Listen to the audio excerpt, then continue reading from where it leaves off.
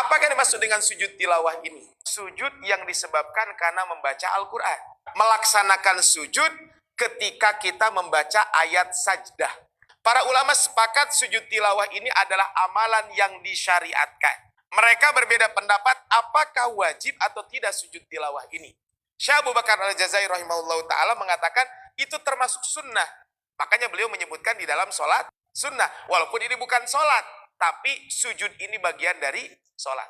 Ada sebagian ulama yang mengatakan bahwa sujud tilawah itu hukumnya sunnah muakkadah. Sunnah yang sangat ditekankan.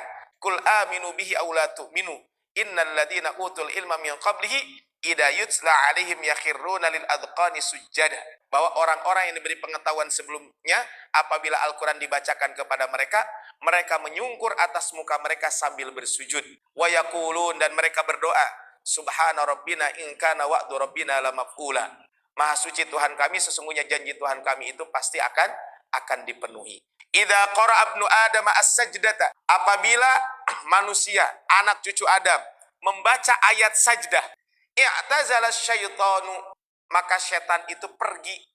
Yabki, menangis. Kalau dibaca ayat sajdah, kemudian orang itu sujud, maka setan itu pergi sambil menangis. Yaqulu, setan mengatakan, ya wailah, sungguh celaka. Umir ibnu Adam bis sujud fasajada, sungguh celaka saya.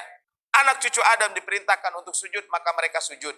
Falahul jannah, balasannya surga. Wa umirtu bis sujud, aku diperintahkan untuk sujud kepada Adam ketika itu.